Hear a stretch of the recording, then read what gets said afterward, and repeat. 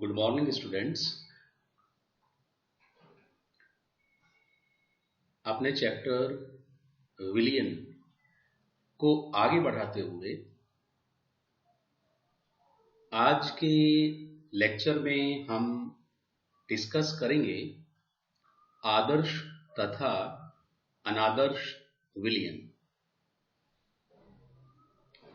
Ideal and non ideal solutions.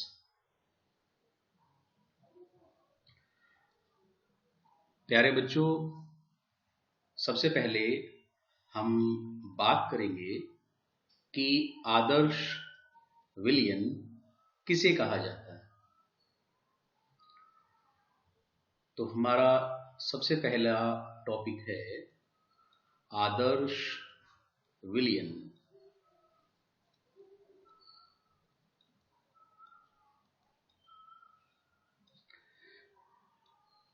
यानी ideal solution.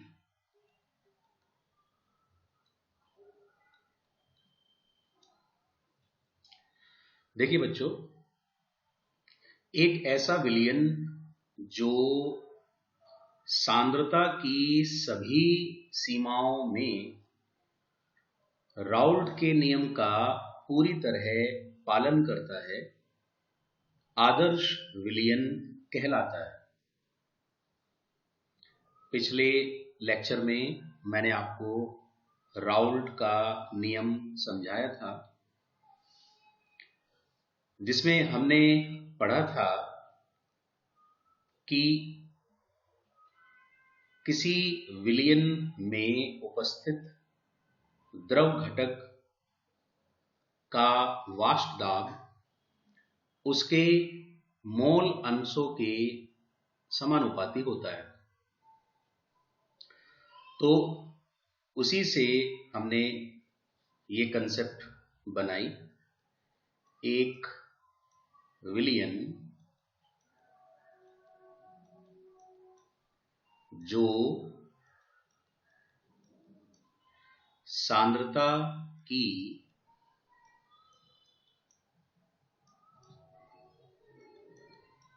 सभी सीमाओं में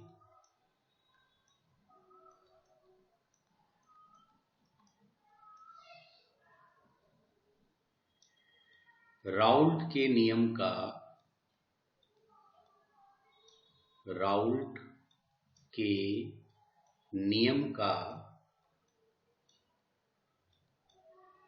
पूरी तरह पालन करता है,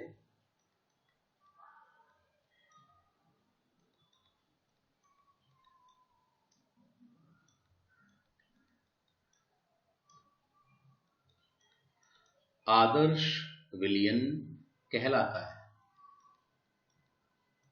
आदर्श विलियन कहलाता है।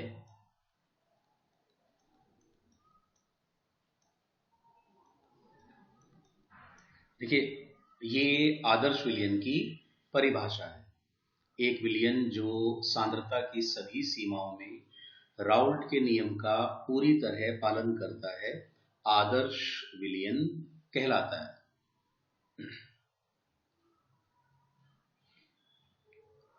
देखिए, ये जो परिभाषा है, इसके अनुसार अगर कोई विलियन आदर्श विलियन होगा तो उसका कोई भी घटक वाष्प दाब के संबंध में मोल अंश के समानुपाती होगा। अर्थात यदि उसका मोल अंश बढ़ेगा तो उसका वाष्प दाब भी बढ़ेगा। अब मैं आपको बताऊंगा कि किसी आदर्श विलियन के लक्षण क्या होते हैं, इसके जो विशेष लक्षण हैं जिससे आप इसकी पहचान कर सकते हैं, वो क्या होते हैं। देखिए, पहली पहचान क्या है या पहला लक्षण क्या है कि जब आप आदर्श विलियन के घटक द्रव्यों को आपस में मिलाएंगे तो मिक्सिंग करने की जो एंथैल्पी परिवर्तन है वो सदैव शून्य होगी, अर्थात delta H mixture will be 0। इसका मीनिंग क्या हुआ? इसका मीनिंग ये हुआ कि जब आप एक आदर्श विलयन को तैयार करते हैं तो उस समय ऊष्मा परिवर्तन शून्य होता है, अर्थात ऊष्मा न तो निकाय के अंदर आती है और ना ही निकाय के बाहर जाती है। इसी तरह जो दूसरा लक्षण है कि जब हम आदर्श विलयन के घटक द्रव्यों को मिलाएंगे तो आयतन में होने वाला परिवर्तन शून्य होगा। आयतन में जो परिवर्तन होगा वो शून्य होगा, अर्थात ना ही तो आयतन बढ़ेगा और ना ही आयतन घटेगा। देखिए ये कैसे संभव है? ये इस प्रकार संभव है कि आदर्श विलयन के घटक द्रव्यों के कणों के मध्य इतनी जगह होती है कि कण एक दूसरे के अंदर अच्छी तरह समा जाते हैं। तो देखिए किसी आदर्श विलयन के ये दो लक्षण हैं। आप पाएंगे कि जब कोई विलयन आदर्श विलयन होगा तो उसके घटक द्रव्यों को मिलाने पर ना ही तो वो ठंडा होगा ना ही वो गर्म होगा, साथ ही उसका आयतन न तो बढ़ेगा और न ही घटेगा। तो ये आदर्श विलयन की परिभाषा हुई, ये आदर्श विलयन के लक्षण हुए। अब हम बात करेंगे कि ऐसा क्यों होता है। जो आदर्श विलयन के जो ये गुण हैं ये क्यों होते हैं, इसके कारण क्या है, जो आदर्श व्यवहार है ये होता क्यों। देखिए मान लीजिए कि हमारे पास किसी आदर्श विलयन के दो घटक A तथा B हैं। एक घटक A है और एक घटक B है। तो जो घटक A है इसके अणुओं या जो भी इसके कण होंगे उनके मध्य एक प्रकार के इंटरेक्शन फोर्सेस होंगे, आकर्षण बल होंगे। इसी प्रकार दूसरे घटक के कणों के मध्य भी आकर्षण बल होंगे, इंटरेक्शन फोर्सेस होंगे। और जब आप इन दोनों द्रव्यों को मिलाकर के एक आदर्श विलयन बनाएंगे तो एक नए प्रकार के इंटरेक्शन फोर्सेस उत्पन्न होंगे जो दोनों अलग अलग प्रकार के कणों के मध्य होंगे। तो देखिए इस प्रकार हमारे पास पहले आकर्षण बल ये हुए जो पहले घटक के कणों के मध्य हैं, दूसरे ये हुए जो दूसरे घटक के मध्य हैं, और तीसरे ये हुए जो नए बने।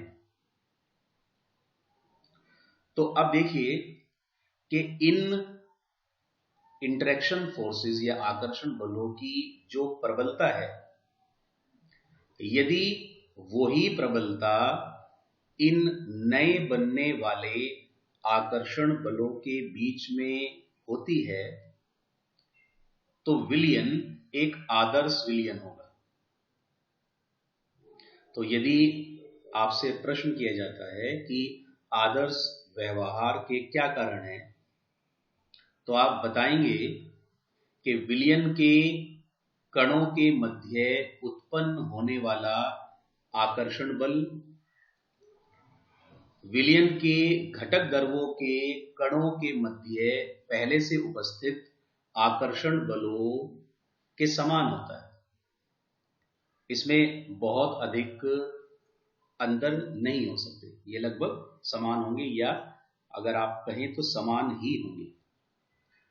तो आदर्श विलयन बनने का ये कारण है।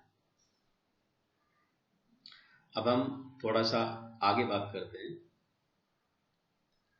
देखिए, हमारे पास कोई भी विलयन आदर्श विलयन नहीं है। कोई भी विलयन आदर्श विलयन नहीं है, ठीक है ना? क्योंकि इस तरह की संभावना नहीं हो सकती कि जो नए उत्पन्न होने वाले आकर्षण बल हैं वे पुराने वाले आकर्षण बलों के बराबर ही हों। तो इसलिए कोई भी विलयन आदर्श विलयन नहीं है। लेकिन अगर हम ये मानकर चलें कि दोनों द्रव यदि एक ही फैमिली के हैं और उनमें जो आकर्षण बल है उनमें बहुत ही कम अंतर है, तो हम लगभग आदर्श विलयन की कल्पना कर सकते हैं। लगभग आदर्श विलयन की कल्पना की जा सकती है। जैसे देखिए, बेंजीन एक हाइड्रोकार्बन है और इसी फैमिली का नेक्स्ट मेंबर टोलुईन है। दोनों एरोमेटिक हाइड्रोकार्बन है, तो ये माना जा सकता है कि इनके मध्य जो आकर्षण बल होंगे वो लगभग बराबर होंगे। इसलिए हम ये कह सकते हैं कि ये लगभग एक आदर्श विलयन बन जाएगी। इसी प्रकार अगर हम और एग्जाम्पल लेना चाहें, जैसे ब्रोमो इथेन है, क्लोरो इथेन है। अगर हम ब्रोमो इथेन और क्लोरो इथेन को ले लें तो CH3Br ब्रोमोमीथेन और क्लोरोमीथेन CH3Cl, या फिर bromo ethane C2H5Br C2H5Cl chloroethane, या फिर हम ले सकते हैं क्लोरोबेंजीन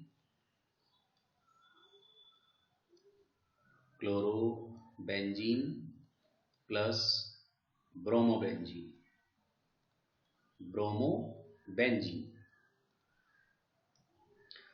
तो देखिए, क्योंकि ये सभी एक ही परिवार से संबंधित हैं, जैसे बेंजीन और टोलुईन हाइड्रोकार्बन है, और इनके बीच लगने वाले आकर्षण बल लगभग बराबर हैं, तो हम इनको लगभग आदर्श विलयन मान सकते हैं। तो देखिए, ये मैंने आपको समझाया कि आदर्श विलयन क्या होता है, इसके लक्षण क्या हैं और इसके कारण क्या हैं। अब हम बात करते हैं कि अनादर्श विलयन क्या होते हैं। अनादर्श, या फिर आप इनको वास्तविक विलयन भी कह सकते हैं। वास्तविक विलयन, नॉन आइडियल और रियल सॉल्यूशंस। ये नॉन आइडियल या रियल सॉल्यूशन। तो देखिए, जैसे आपको इनके नाम से ही पता लग रहा है कि ये आदर्श से विपरीत हैं, अर्थात ऐसे विलयन जो सांद्रता की सभी सीमाओं में राउल्ट के नियम का पूरी तरह पालन नहीं करते, अनादर्श विलयन कहलाते हैं। ऐसे विलयन जो सांद्रता की सभी सीमाओं में राउल्ट के नियम का पूरी तरह पालन नहीं करते, उनको अनादर्श विलयन या वास्तविक विलयन कहा जाता है। सच में अगर आप देखें तो हमारे पास जितने भी विलयन होंगे वो सभी वास्तविक विलयन हैं। अब ये जो अनादर्श विलयन है, आप इनकी पहचान कैसे करेंगे? इनके जो लक्षण हैं वो कैसे होंगे। तो जैसा कि ये आदर्श विलयन के विपरीत हैं, तो इनके लक्षण भी आदर्श विलयन के विपरीत होंगे। जैसे जब इनके घटक द्रव्यों को मिलाया जाएगा तो मिश्रण का एंथैल्पी परिवर्तन शून्य नहीं होगा। ये शून्य से कम हो सकता है या शून्य से ज्यादा हो सकता है। इसी प्रकार जब घटक द्रव्यों को मिलाया जाएगा तो आयतन में होने वाला जो परिवर्तन है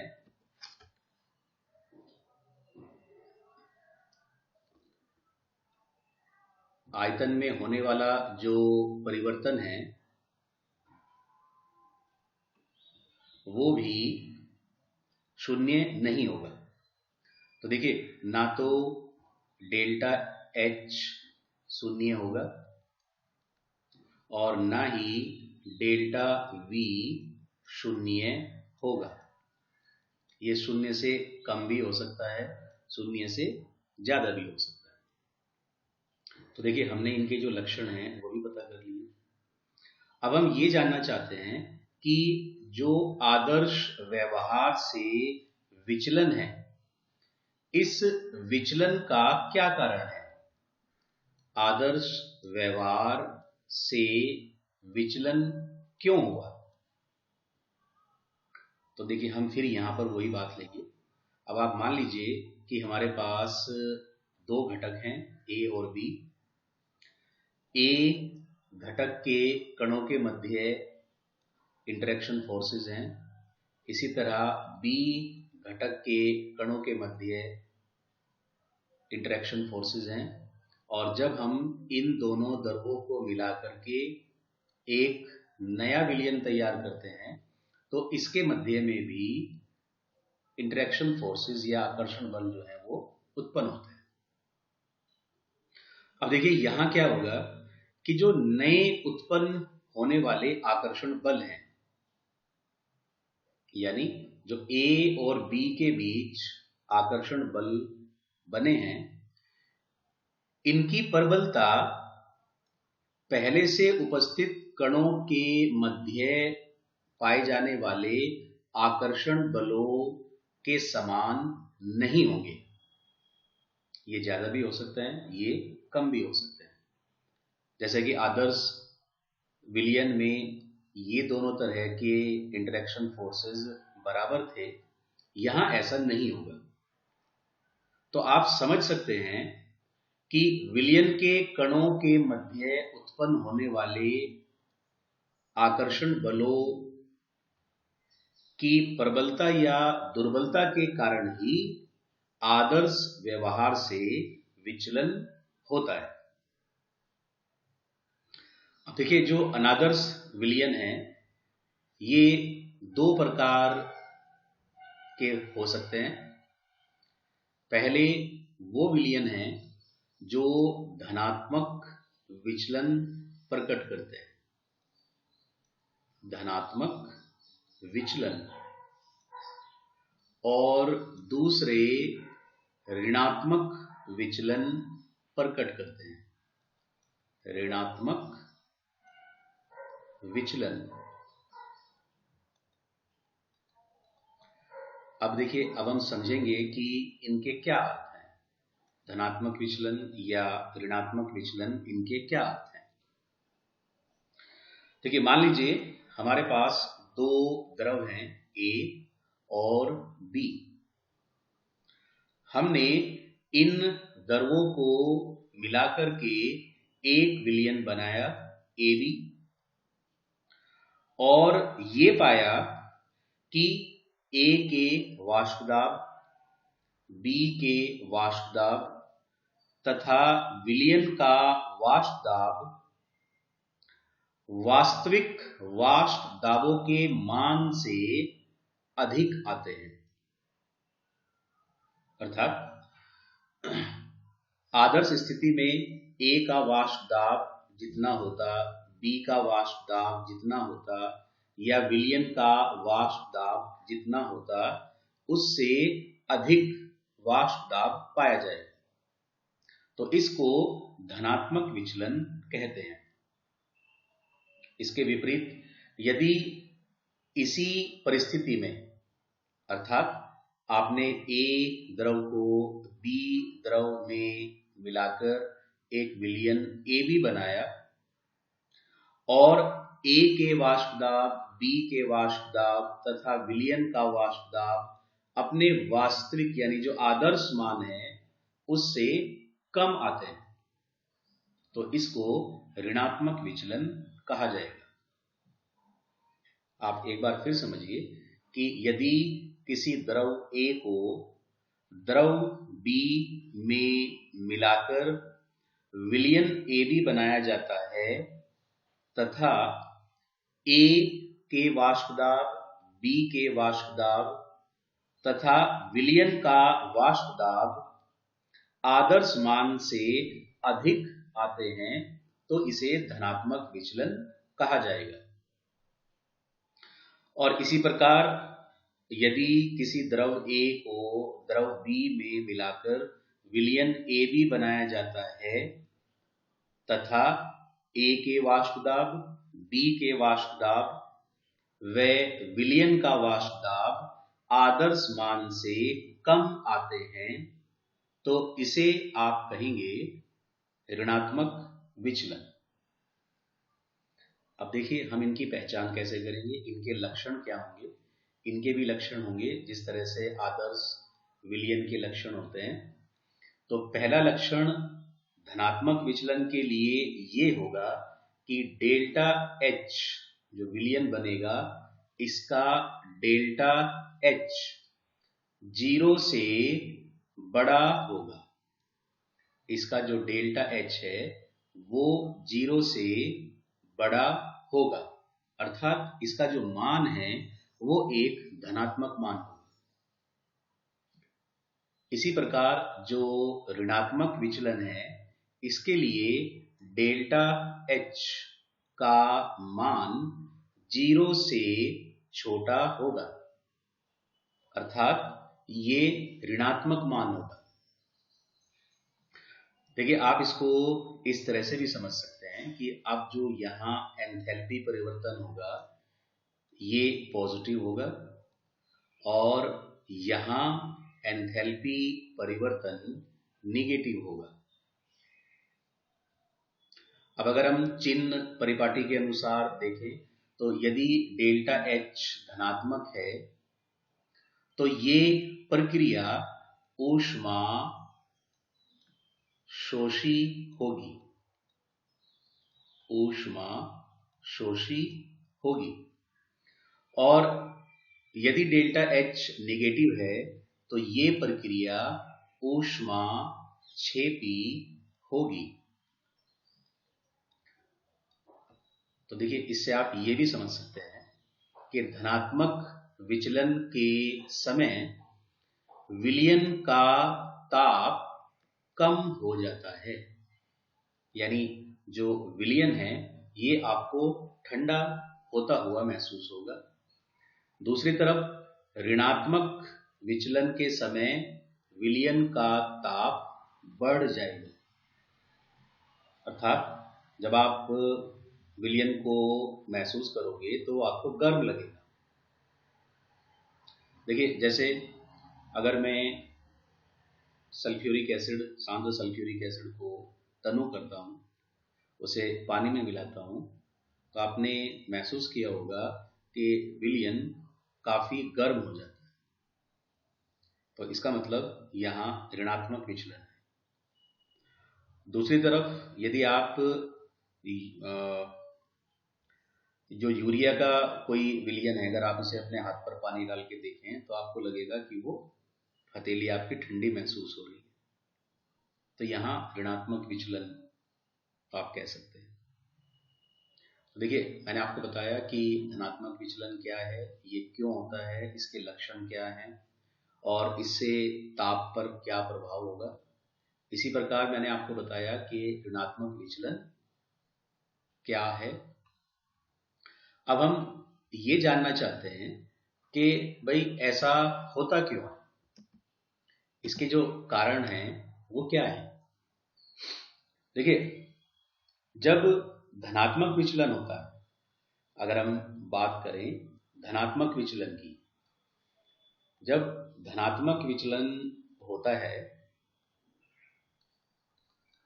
धनात्मक विचलन, जब धनात्मक विचलन होता है तो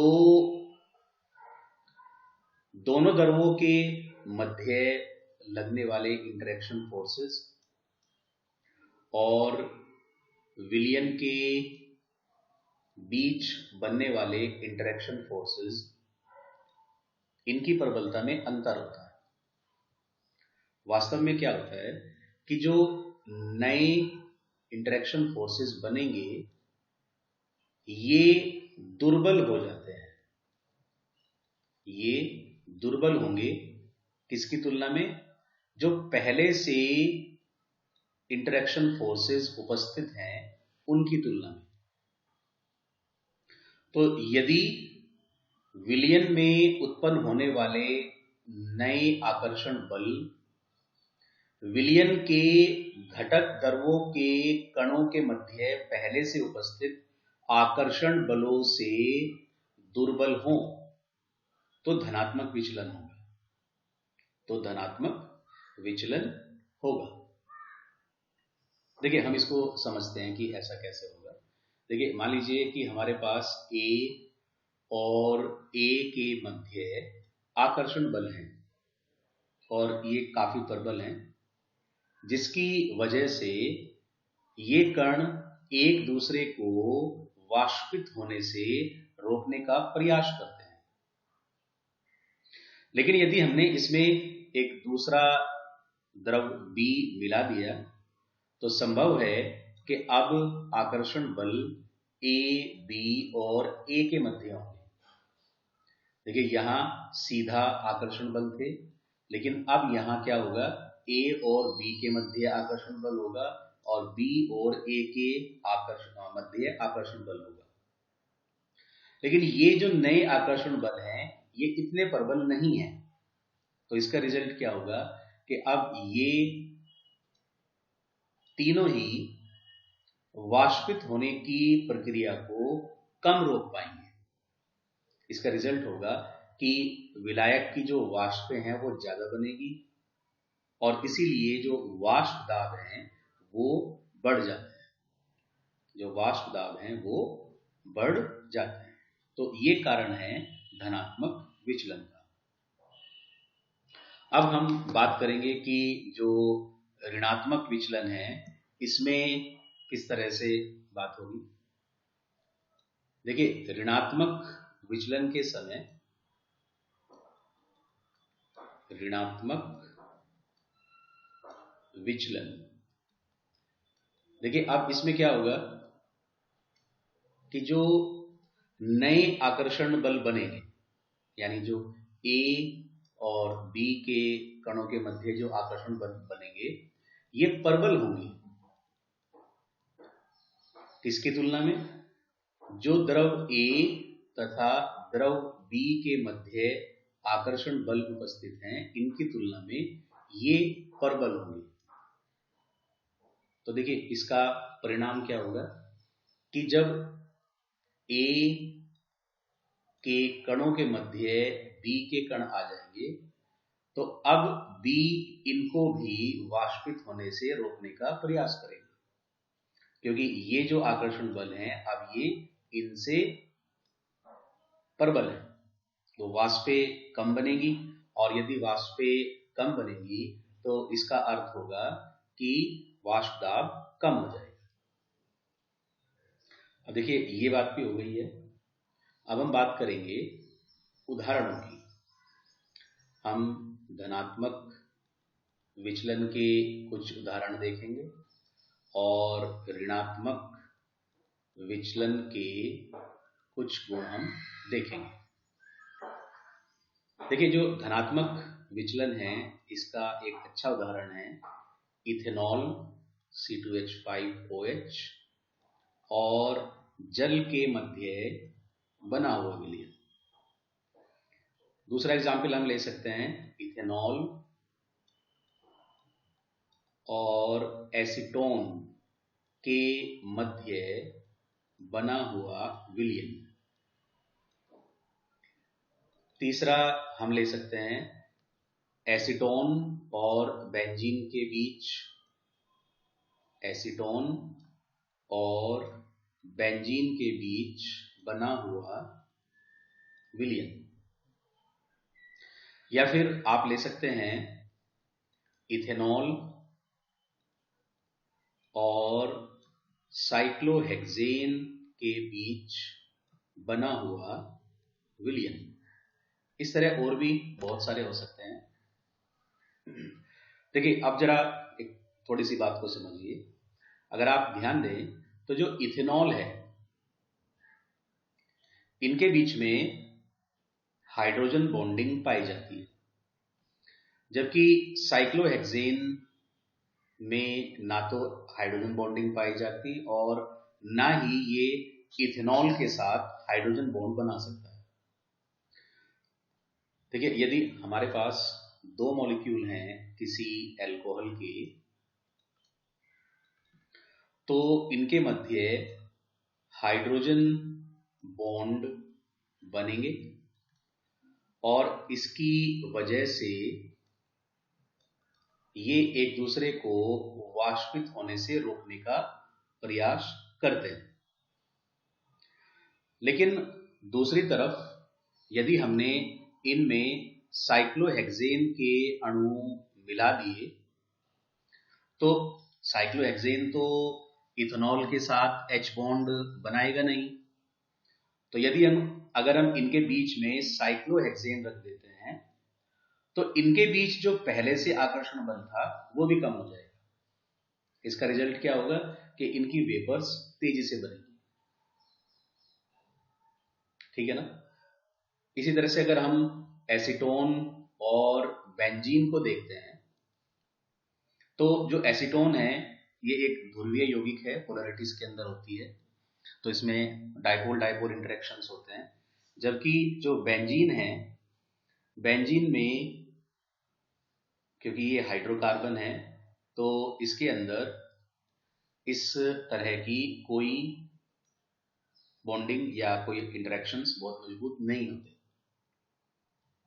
तो यदि दो एसीटोन अणुओं के मध्य एक बेंजीन का अणु आ जाता है, एक बेंजीन का अणु आ जाता है, तो इनके मध्य लगने वाले जो आकर्षण बल हैं वो दुर्बल हो जाएंगे और इसका परिणाम ये होगा कि एसीटोन के अणु तेजी से वाष्पित होंगे।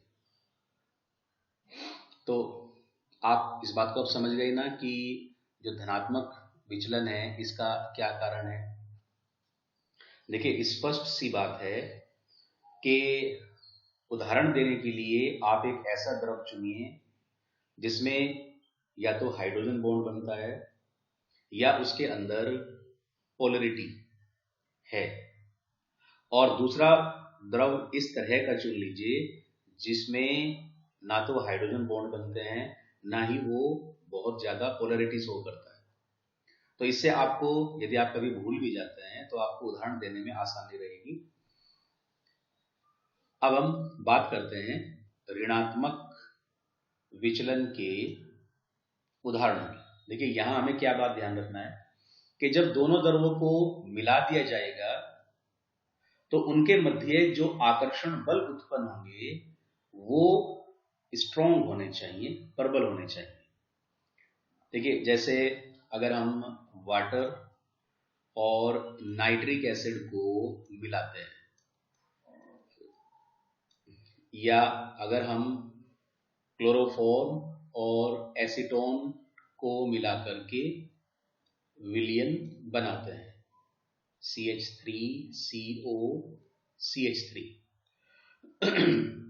या फिर हम फिनॉल और एनिलीन,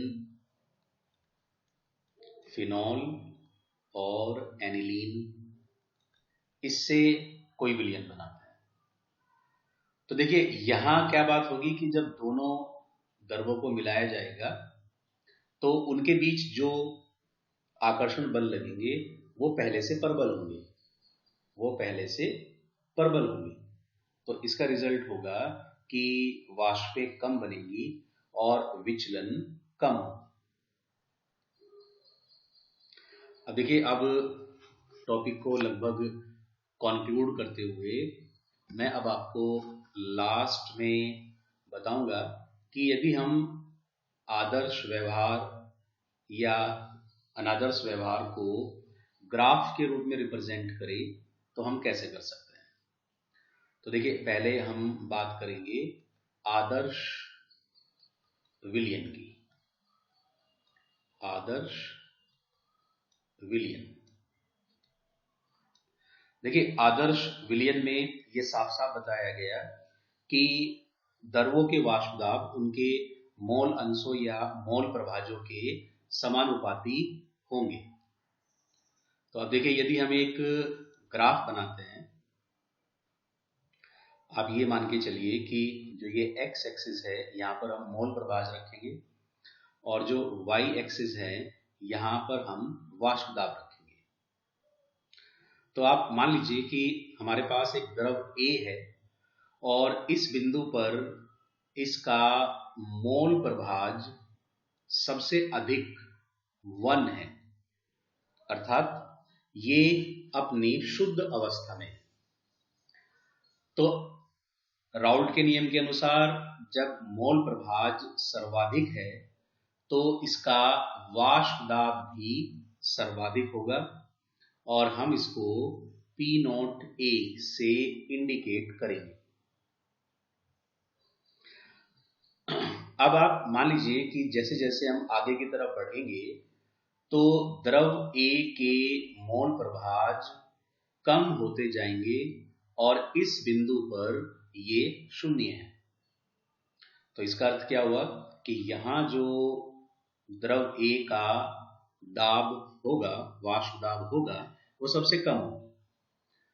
तो देखिए, अब ये जो एक सीधी लाइन है ये द्रव A के किसी भी समय वाष्प दाब को प्रकट करती है, यानी ये आपको जानकारी देगी PA के बारे में। तो क्योंकि एक सीधी लाइन हमें प्राप्त हुई है तो इसका मतलब ये आदर्श विलयन है।